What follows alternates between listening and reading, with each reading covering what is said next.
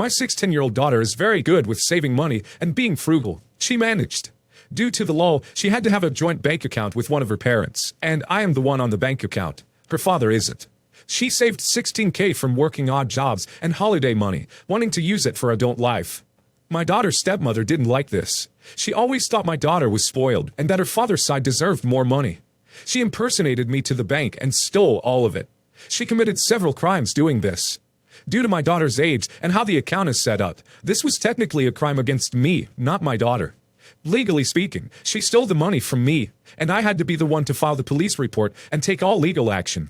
Thankfully, justice prevailed. We won, and my daughter has gotten her money back.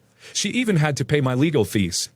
The wife was furious at all of this. She was even arrested briefly during this, in front of the whole neighborhood. She apparently rages non-stop about how selfish my daughter is and how sick she is of me having so much ability to interfere in her father's household. She ended up filing for divorce, and they're now splitting up, which my daughter is happy about because she didn't like her. My ex is now constantly calling and messaging me to blame me for his divorce and custody woes with this woman, and all sorts of accusations related to being controlling. Am I the a-hole? I'd contact your attorney, once again, and have them send a sharply worded letter warning against the use of harassment, and the need to review those custody arrangements under the circumstances, unless he desists in all these noxious behaviors. I will keep this short and straight to the point. For clearance, my brother's name will be James, and his wife's name will be Lisa. Obviously not their real names. So, a few weeks ago, I came into some money. I made them by betting on certain sports games, and I kinda made a significant profit. I put most of them into my savings account, and I kept a few around the house for myself. I made my parents and my brother aware of the situation. I know this would sound incredibly dumb, but I kept around 250 notes in my native currency, kept inside a book in my parents' bookcase that hasn't been touched in more than a decade. So I know where they are constantly, and occasionally I would check if they went missing. Last week I checked and saw that there were 100 missing. I asked my parents if they touched them, but this was the first time they were hearing I kept money there. I asked my brother, and he said the same. I removed the rest of the money from there and kept them in me. So a few days passed by, and this Friday I came home rather early. I go to university in my hometown, and I decided to save some money and live with my parents until I graduate.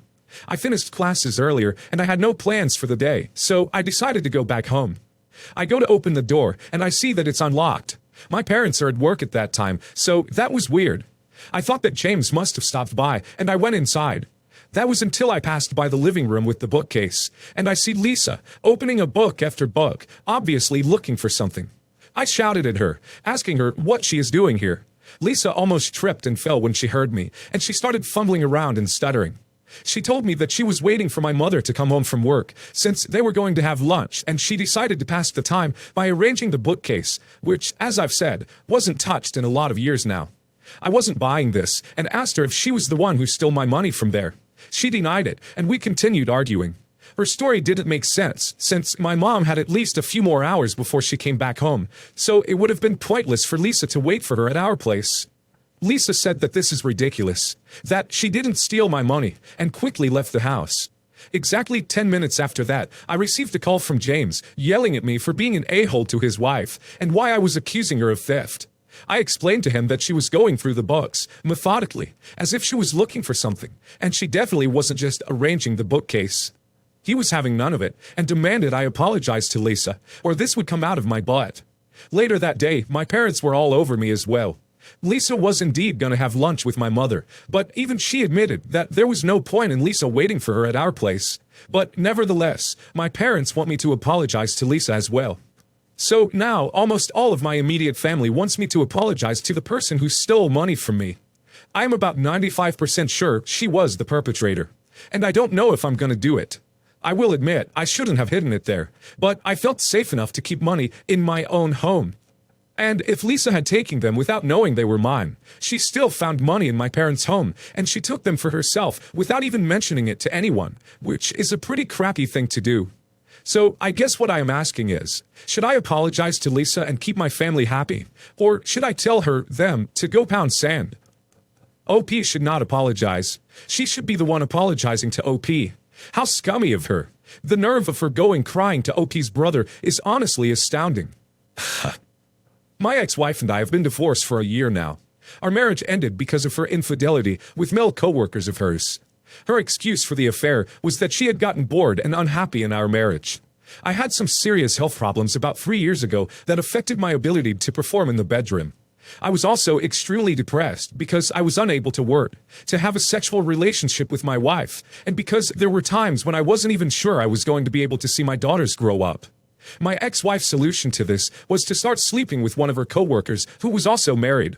All this went on while I was still sick, and I had no idea what was happening.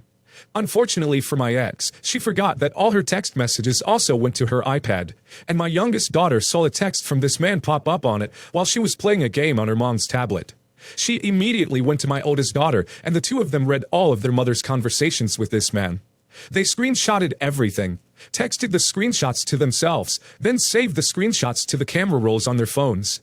Then, they deleted the texts between their mother's number and their own, so she wouldn't know what they had been up to. My oldest came to me a few days after this happened and broke down crying while she told me all of this. I looked at the screenshots and knew right then and there that my marriage was over. I waited a few days and sent my girls to my sister's house so I could confront their mother. At first, she denied everything, until I showed her the texts. She broke down and admitted everything, but she cried and begged me to forgive her and to try to save our marriage. I considered it for the girls' sake, but knew I could never trust her again. So I ended up filing for divorce. We finalized our divorce last year, and since then, my daughters have not wanted a relationship with their mother. They both have hard feelings toward her about the divorce and her cheating. My oldest is an adult, and she simply refuses to have any contact with her mother at all. My youngest is still a minor, so she's supposed to spend weekends with her mom, but she gives her mother headaches the whole time. My ex says she's rude, ignores her, and sits on her phone the whole time she's there. I am at a loss as to how to deal with this. I think my girls' feelings are valid, but I'd also hate for them to continue in life without their mother. It all came to a head last night when my youngest was supposed to return to her mom's place by 10 p.m. after being out with friends. She came in at midnight, and I guess they argued about it. At one point, my daughter said, "Look at the W," telling me how to behave. I realized this is really harsh language for her to use towards her mother. I have never referred to their mother by that term when talking about her to them. I will admit that during one of our really bad arguments before she moved out of our house, I did call her that. I was in a really bad place at the time and hated her more than anything in the world at that time. Neither of our girls was home at the time this happened. I do regret saying that to her. So today my ex called me and told me this happened. She thinks I can fix things between her and our girls. She asked me how long she's going to be punished for her mistake. I told her I have no idea. The girls feel the way they do, and I suggest maybe they need to talk to somebody about it. My ex then asked if we could all sit down and talk about this. I told her our oldest has repeatedly told me she does not want to speak to her right now. She suggested that I should invite the girls to dinner and not tell them their mom is going to be there. I refused this flat out. I can't think of anything that would ruin the trust between me and my daughters. My ex then tried to blame me for the divorce. She said she wanted to save our marriage, and I was the one who wanted the divorce. To her way of thinking, it was me who quit on the marriage, and so the girls should just be angry with me. This just flat out pissed me off. So once again, I told my ex off and reminded her that it was her actions that destroyed our family. Her decisions that did it. I am at a total loss as to how to proceed here. I know it was wrong for my daughter to say what she said to her mom, but I feel that her anger is justified. My oldest is an adult, and there's not much I can do to make her talk to her mom. Unfortunately, too many people think after infidelity, they can just say they're sorry and it will go back to the way it was. They decided to break their relationship. You are doing the right thing. Stay strong. Do not get in the middle between her and the girls. She needs to do the work in repairing it. You need to support yourself and the girls and keep that trust between you. She left the relationship when she decided to sleep with someone else. If you decide to forgive her someday, then things might change. She has to earn that trust back. My father unexpectedly passed away on 3/17. My parents divorced in '04, after my mom went on vacation and just never came home. And I am his only child. I have a half-brother, mother's son, who is 7.5 years older than I am. When my father passed away, no will, I was left alone to handle everything, which is really no big deal. But I have a small child and lost the only real family I ever had, so everything was tough, especially being in his house after the night I found him. My half-brother called me after a few days, asked if I needed any help. I asked him if he would come into town and stay at my dad's house for a week or two to make sure it didn't get broken into.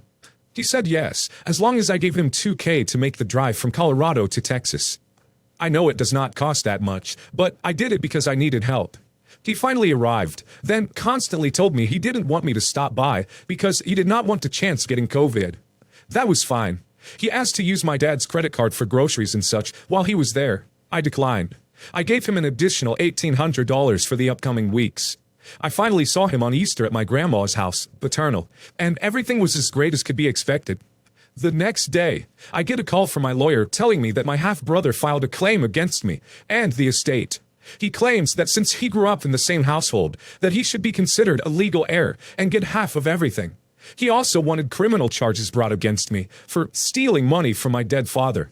I used his card with legal permission from the coroner's office and funeral home for services rendered. He then locked himself inside of my father's home and would not allow access. My mother then called, let me know she was paying for it, and she will shut this crap down if I sign an agreement that he gets half of everything. Jump forward to now. Finally got a date set for him to leave my father's house. I repeatedly told the administrator, the lawyers, literally everyone, that he was going to steal items from the house. So we needed to be there when he leaves so he does not take anything. All agreed, it was set. Wednesday, the TA called, told me to get to the house ASAP, that my half-brother was gone. The entire house was cleaned out. Everything was gone, even my dad's underwear. This is not a small house. It was quite large, fully furnished, and there was also a huge garage with apartment filled with pinball machines, antiques, and so much more. It's all gone. My father had cancer. All of his prescriptions are gone. His Air Force uniforms, gone. All of it is gone. The TA thinks I should take a few days to calm down before deciding to press any charges. And honestly, he wants me to just let it slide. But duck that. I want him to be charged with the multiple felonies he's committed by doing this. And I want karma to give him a swift kick in the butt. Am I the a-hole for wanting the TA to press charges? Oh Lord, no. OP should press charges and go after the a-hole. I'm so sorry this has happened to OP. I hope OP's brother gets justice, not an a-hole. I am 27 female. My brother, Jack, is 35 male, and his wife, Sally, is 34 female.